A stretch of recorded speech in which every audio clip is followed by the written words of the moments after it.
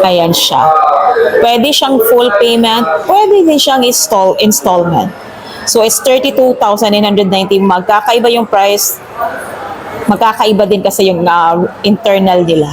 Ayan siya.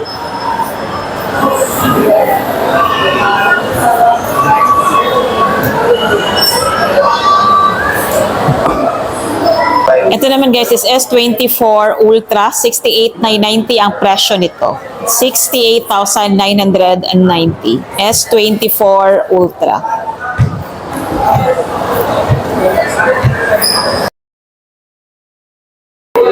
Ito naman yung Galaxy S24 FE.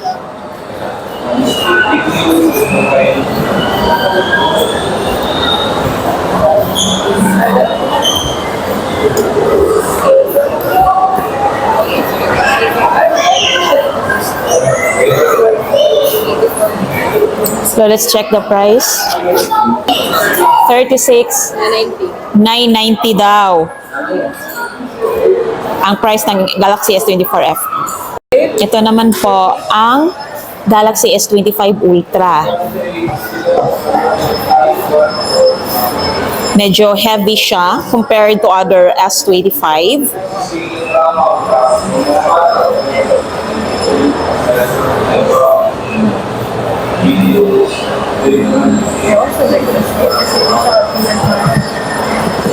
So guys, let's check the price. Check the price. Ayan. So, depende sa specification guys ha, sa internal storage. 84,990 siya. Yung 256 gigabytes. Pwede din installment ha. So, that's S25 Ultra. Ito naman yung kulay available sa S25 Ultra. 4 colors. 4 colors din ang sa S25 Plus. Yung ito. Ito yung mga kulay niya. Plus Ultra. Okay. Ano to sir? S25? 25 Plus. O, ayan. So, check natin yung price. It's 51,990. Ang S25 Galaxy S25. Pwede nyo installment ha. So, up to 36 months. 1,444.17.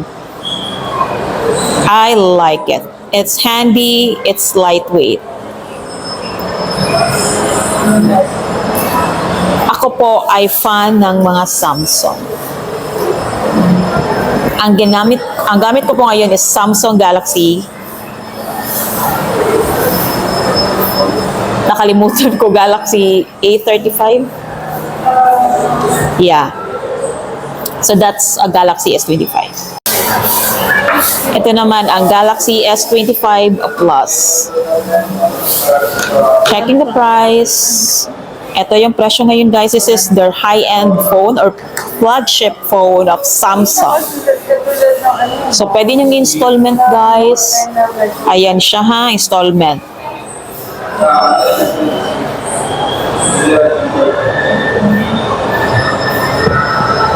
Pipilitin natin ito sa website mo.